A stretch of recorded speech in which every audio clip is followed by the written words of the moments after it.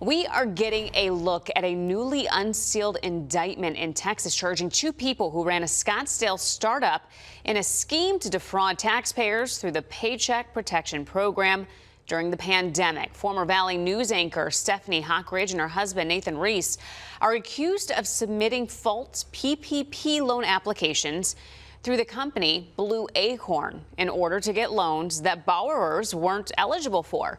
This new indictment claims Hockridge and her husband worked with leaders to submit loan applications to the Small Business Administration for a cut of the fees that the lenders would earn.